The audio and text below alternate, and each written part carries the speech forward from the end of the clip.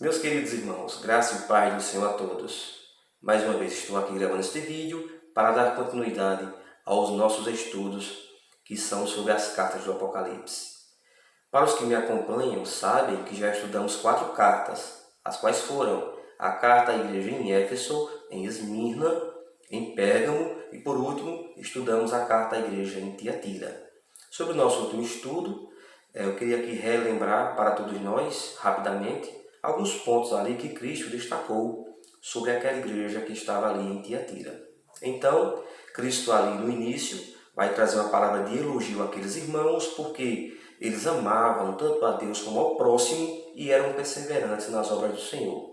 Entretanto, Cristo tem também uma palavra de repreensão àqueles irmãos, os quais estavam tolerando uma falsa profetisa, a qual estava conduzindo alguns irmãos a praticarem imoralidades sexuais, como também a comerem coisas sacrificadas aos ídolos, coisas estas que a palavra de Deus abomina. Então, Cristo diz que julgaria aquela falsa profetisa como também seus seguidores. Cristo chega até a dizer que iria matar os seus filhos, ou seja, aqueles que estavam seguindo esses falsos ensinamentos dessa falsa profetisa. Por fim, Cristo tem ali uma palavra de ânimo, uma palavra de promessa para aqueles os quais perseveravam na sã doutrina, aqueles que não se contaminaram com aqueles falsos ensinamentos. Então Cristo diz ali que a estes seria dado o prazer de julgar as nações no fim dos tempos com Cristo, como também iriam receber a estrela da manhã. E como vimos ali, é o próprio Cristo. Então, meus irmãos, assim terminamos a semana passada a nossa exposição à carta à igreja em Tiatira. Hoje iremos estudar a 5ª carta, que é a carta escrita à igreja em Sardes. Então, desde já, eu quero convidar os meus queridos irmãos que estão aí em seus lares, como também os demais que sempre me acompanham por meio desses vídeos, a abrirem a Santa Palavra de Deus no livro do Apocalipse, capítulo 3. Iremos fazer a leitura do verso 1 ao verso 6. A Santa Palavra de Deus diz assim: Ao anjo da igreja em Sardes escreve: Estas coisas diz aquele que tem os 7 Espíritos de Deus e as 7 estrelas. Conheço as tuas obras, que tens nome de que vives e estás morto. Sê vigilante e consolida o resto que está para morrer, porque não tenho achado íntegras as tuas obras na presença do meu Deus. Lembra-te, pois, do que tens recebido e ouvido, guarda-o e arrepende-te, porquanto, se não vigiares, virei como ladrão, e não conhecerás de modo algum em que hora virei contra ti.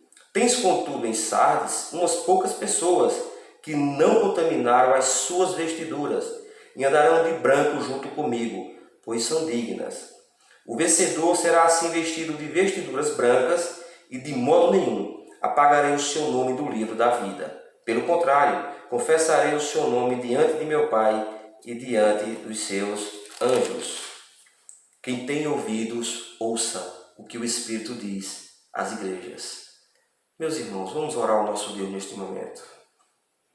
Bondoso Deus, Pai grandioso, chegamos a Ti, Senhor, agora por meio desta oração, para Te pedirmos, Senhor, que o Senhor fale conosco por meio da Tua santa palavra, que o Senhor assim venha nos alimentar mais uma vez, Senhor, e que o Senhor também possa estar me usando para a edificação da Tua igreja, Senhor, e que Teu Espírito Santo assim, Senhor, aplique a Tua palavra nos nossos corações. É assim que eu Te peço, no nome de Jesus. Amém. Meus queridos irmãos, estamos aqui diante, da carta à igreja em Sardes. Então, antes de começar a exposição desta carta, eu queria falar rapidamente aqui sobre o contexto histórico desta cidade, a qual esta igreja estava aqui situada, a cidade de Sardes. Bem, esta cidade, meus irmãos, no passado, ela já foi reconhecida como uma cidade magnífica. Ela já foi ali a capital do reino da Lídia.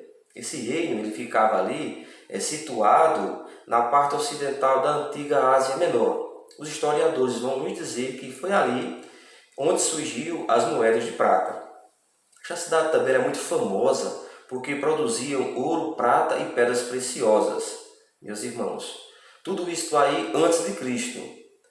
Quando João escreve esta carta aqui a esta igreja, ali no ano 95 a 96 depois de Cristo, esta igreja, meus irmãos, passava por uma decadência, porque no ano 17 depois de Cristo, essa igreja ela foi abalada por um grande terremoto. Mas este terremoto não acabou esta cidade por completo. Eles conseguiram reconstruir sua cidade, mas não eram mais da mesma forma que viviam no passado, com as suas riquezas e também com as suas fortalezas. Vale salientar também que eles moravam num canto muito seguro. Então, a população desta cidade era muito orgulhosa. Eles eram muito autoconfiantes. Aqui. Meus irmãos, também falando sobre em termos religiosos, o culto principal desta cidade aqui, a adoração principal dos seus habitantes, era uma deusa chamada Cibele, a qual era a deusa dos mistérios. Também os habitantes dessa cidade aqui de Sardes, eles prestavam seus cultos ali ao imperador, como era de costume, né, meus queridos irmãos, naquele tempo ali, em toda a Ásia Menor. Como a gente sempre vai ver aqui nas igrejas, não é? Sempre tem essa questão dos cultos ali ao imperador. Dita estas palavras, meus irmãos, aqui introdutórias sobre esta cidade, deveríamos fazer uma pergunta aqui, não é? Qual o propósito de Cristo mandar João escrever esta carta?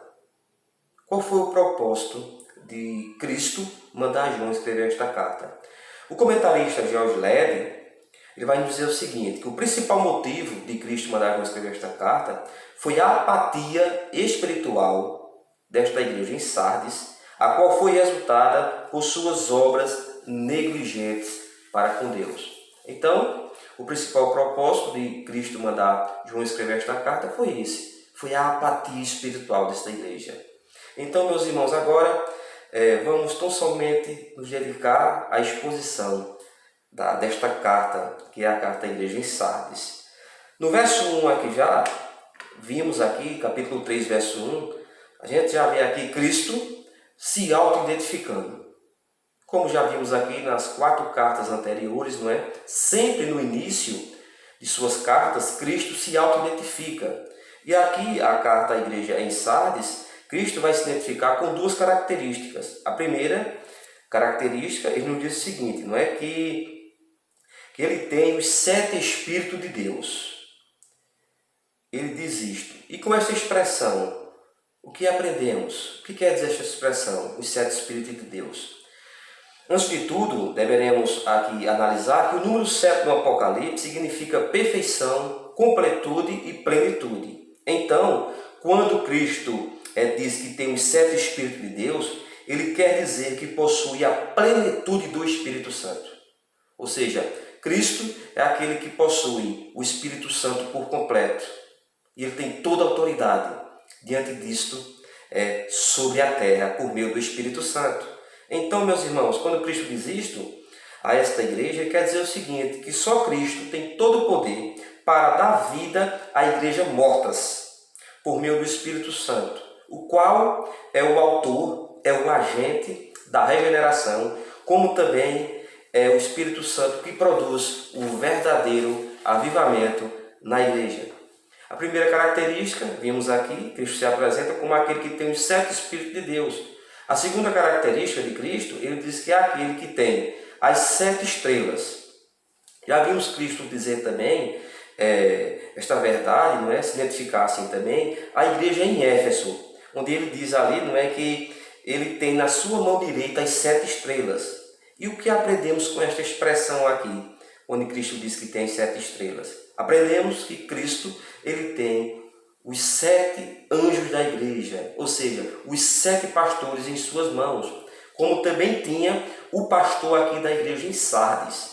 Quando Cristo diz que tem os pastores em suas mãos, ele quer dizer que os protege, mas também Cristo diz que também ele pode julgar esses pastores, ele pode disciplinar também esses pastores. Por quê? Porque todos esses pastores estão nas mãos daquele que controla todas as coisas, que tem o poder sobre tudo. Então, meus irmãos, aqui no início, Cristo se apresenta se identificando com essas 2 características. Depois de Cristo se apresentar, aqui no verso 1 ainda, ele vai ali começar a falar àquela igreja.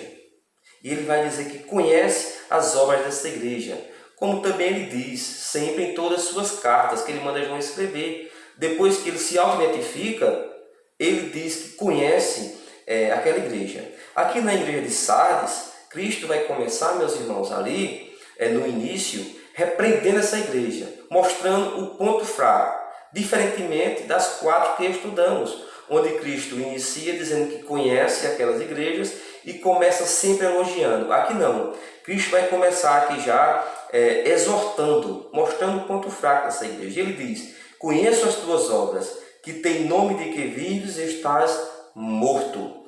Então Cristo aqui, meus irmãos, já começa dizendo assim a esta igreja, que conhece ela, que esta igreja tem nome de que vive, mas está morta. Então temos aqui uma igreja que vivia de aparência. Uma igreja, meus irmãos, que podemos dizer que para a sociedade, naquele contexto, ela era uma igreja viva. Mas o que esses irmãos aqui deveriam levar em conta era o autoexame do Cristo. O autoexame daquele que sabe de todas as coisas. Eles não estavam levando em conta esta verdade. Eles queriam viver apenas de aparência exterior. Então, meus irmãos, esta igreja era vista ali como uma igreja viva, e Cristo diz: tu tens nomes de que vives, mas estás morta. Qual é a avaliação de Cristo, né? Que essa igreja está morta. A avaliação exterior dos moradores que iam ali, daqueles que iam para os cultos desta igreja, da própria igreja, que talvez se sentisse que estava viva, é uma avaliação exterior. Mas a avaliação interior, quem faz é aquele que tem os olhos como chama de fogo, que é o nosso Senhor Jesus Cristo. Ele é feito aquele médico especialista, aquele médico que conhece qual é a verdadeira doença daquele paciente. Aquele médico que, quando o paciente chega no seu consultório, quando o médico olha para o olho dele, olha para o aspecto dele, já diz: você está com tal doença. Porque é aquele especialista em saber qual é a doença, a enfermidade do seu paciente. Cristo, semelhantemente, ele conhece quando a igreja está doente e quando a igreja está literalmente morta, como esta igreja aqui em Sardes. Meus irmãos, então no verso 2 aqui, Cristo vai dizer o seguinte, esta igreja: ser vigilante. Vocês estão mortos, mas sejam vigilantes e consolida o resto que estava para morrer. Ou seja, se despertem, fiquem como vigia, espertos, sem dormir. E mais, consolida, ou seja, fortaleça o resto que está para morrer. Tinha pessoas ali, meus irmãos, que estavam ali na UTI espiritual, quase morrendo na fé. E Cristo diz ali, a primeira mensagem ao pastor da igreja, que recebe a carta, e depois ele lê ali para todos e traz essa informação. Cristo está dizendo isto: aqueles que estão mortos, vigiem, se fortifiquem, não durmam e procurem despertar os que estão para morrer, os que estão na UTI da fé. Meus irmãos, deveremos aqui analisar aqui e pensar, não é, como o apóstolo Paulo falou ali à igreja em Efésios, capítulo 5, verso 14, onde ele disse: desperta, ó tu que dormes, levanta-te de entre os mortos e Cristo te iluminará. Deveremos ter isso em mente. Aí Cristo diz aqui, na continuação do verso 2, porque não tenho achado íntegras as tuas obras na presença do meu Deus. O interessante, meus irmãos, é que essa igreja, mesmo estando morta, era uma igreja que continuava praticando suas obras.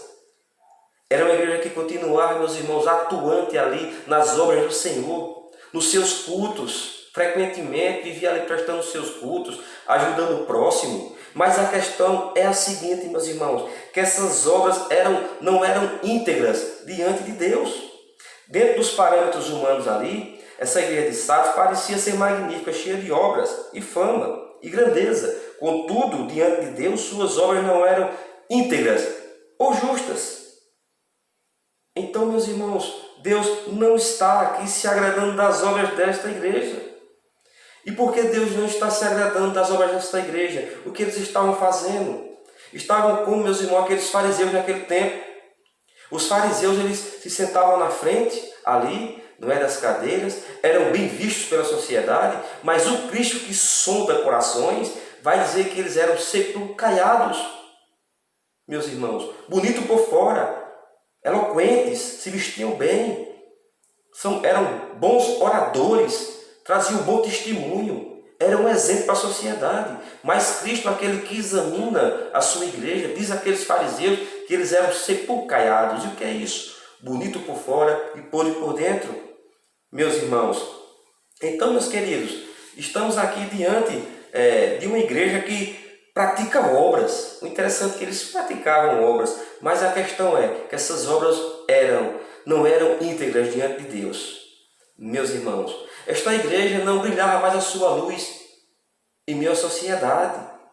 Essa igreja, meus irmãos, não testemunhava mais a fé. Essa igreja não era perseguida porque não testemunhava. Era uma igreja amada naquele contexto pela sociedade. Por quê? Porque não pregava contra o pecado, meus irmãos. Não pregava contra as heresias. A gente não vai ver aqui as heresias invadindo essa igreja, nem dos nicolaítas, nem as heresias de Balaão, nem falsos apóstolos. Não, era uma igreja amada, que não trazia problemas para aquela sociedade, mas praticava suas obras. Mas o interessante, meus irmãos, aqui é levarmos em conta que nossas obras precisam ser examinadas por Cristo, o nosso Senhor. Então, meus irmãos, essa igreja não estava levando a sério a palavra do apóstolo Mateus, onde ele diz ali em Mateus 5,16, assim brilhe também a vossa luz diante dos homens, para que vejam as vossas obras e glorifiquem a vosso Pai que está nos céus. Quando Mateus ali fala sobre as obras, ali, ele está falando que essas obras significariam o testemunho de ser cristão, naquele contexto, naquela sociedade. Então, meus irmãos, deveremos pensar aqui também, será que Cristo estava recebendo os cultos dessa igreja? Eles estavam praticando suas obras? Não, literalmente não. Cristo também não estava recebendo seus cultos, como também Deus não recebeu o culto do seu povo ali no Antigo Testamento. E ali no livro do Amós, no livro do profeta Amós, capítulo 5, 21 e 22, temos Cristo ali, meus irmãos, desprezando as obras, os cultos também do seu povo. Me acompanhe, Amós, capítulo 5, 21 e 22, olha o que a palavra de Deus nos diz. Aborreço, desprezo as vossas ofertas, e com as vossas assembleias solenes não tenho nenhum prazer. E ainda, que me ofereçais holocaustos e vossas ofertas de manjares, não me agradarei deles, nem atentarei para as vossas ofertas pacíficas de vossos animais cevados. Cristo não está aceitando as ofertas, as obras daquele seu povo ali no Antigo Testamento. O nosso Deus não estava recebendo. E Isaías capítulo 1, verso 15, vai nos dizer que as orações do povo de Deus ali, Deus não estava ouvindo. Oravam, cantavam, ofereciam sacrifícios, ofertas, mas a questão é saber de que forma estão oferecendo isso. É em espírito e em verdade? É em amor? É em santidade? Ou estão praticando pecado? Porque Deus não tem prazer naqueles que praticam pecado. E essa igreja em Sardes aqui, meus irmãos, não estava praticando, meu irmão, santidade. Então suas obras não eram aceitas diante de Deus. E o que aprendemos aqui, meus irmãos? Em primeiro lugar, nesse verso 1 e nesse verso 2, Deus nos conhece, então o que vale para mim e você é sermos achados vivos espiritualmente diante de Deus. Somos chamados para morrer, meus irmãos, para o pecado, e não para viver no pecado, e não, meus irmãos, para compartilhar com a sociedade dos seus pecados. Somos chamados, meus irmãos, para fora do mundo, para viver uma vida santa, não para viver os costumes pecaminosos do mundo. Nós somos chamados, meus irmãos, para agradar a Deus. Tiago nos diz que, Tiago capítulo 4, verso 4, nos diz o seguinte, que aqueles que se dizem amigo do mundo, se constituem inimigo de Deus. Então precisamos chegar diante de Deus com o coração íntegro, puro e santo. Então, meus irmãos, não se importemos Não precisamos se importar com a reputação do mundo. Deveremos se importar antes, todos nós eleitos, crentes no Senhor, com a reputação do Deus santo e justo que tudo vê e que tudo sabe. Aqui eu tenho 3 perguntas a fazer, tanto a mim quanto a vocês que estão me vendo nesse momento. Que avaliação Deus faz de você e de mim neste momento? Suas obras diante de Deus são consideradas íntegras ou não? Seus cultos ao Deus Santo são considerados íntegros ou não? Então, meus irmãos, em primeiro lugar, no verso 1 e verso 2, Cristo mostra àquela igreja seus pontos fracos, que era uma igreja morta, onde suas obras não eram dignas diante de Deus. Em segundo lugar, agora no verso 3, Cristo tem uma palavra de ameaça para aqueles que não se arrependessem. Vem acompanhe o verso 3 comigo aqui. É o que Cristo diz. Lembra-te, pois, do que tens recebido e ouvido, guarda-o e arrepende-te. Porquanto, se não vigiares, virei como ladrão, e não conhecerás de modo algum em que hora virei contra ti. Cristo está dizendo aqui, meus irmãos, que esses irmãos precisavam lembrar. Aqui temos, meus irmãos, aqui a graça de Deus. Há uma igreja que estava morta na UTI. Há uma igreja que estava ali, meus irmãos, dando seus últimos suspiros de vida, que estava respirando pelo aparelho. Morta, Cristo a chama já aqui. Mas Cristo, por meio do seu Espírito Santo, meus irmãos, Ele dá vida a crentes, a igrejas mortas. E Cristo aqui traz uma palavra de lembrança. E aqui, meus irmãos, nesse verso 3, quero destacar aqui que temos 4 verbos aqui no imperativo, onde Cristo traz por meio destas palavras uma ordem, um alerta a esta igreja. O primeiro verbo aqui, meus irmãos, é lembrar. A palavra lembra-te, quando Cristo começa aqui o verso 3, que tem aqui a ideia no original é a seguinte, de segue recordando o passado, o que aprendesse.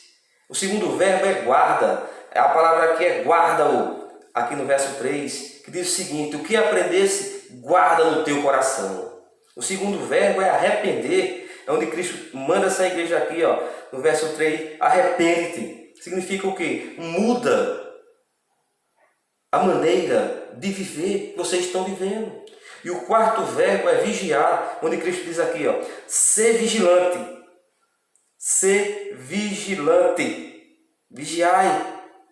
Ser vigiante. Fica atento à tua vida, às tuas obras que estás praticando.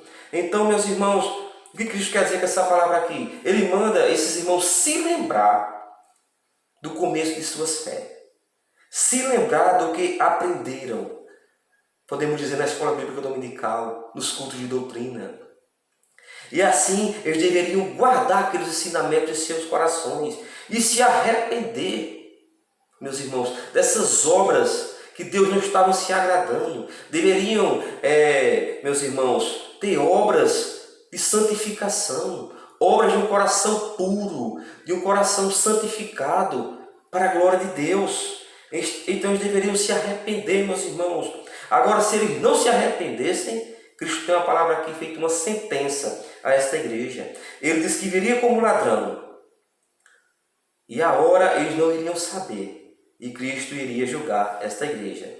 Quando Cristo, meus irmãos, diz essa palavra aqui, ele diz literalmente, meus irmãos, que ele viria contra esta igreja se ela não se arrependesse. E também as demais nos dias de hoje, as quais vivem nos costumes mundanos, as quais não se arrependem, as quais os pastores pregam arrependimento, mas eles permanecem no pecado. Então, meus irmãos, aqui temos essa palavra, meus irmãos, de justiça, daquele Deus que é justo.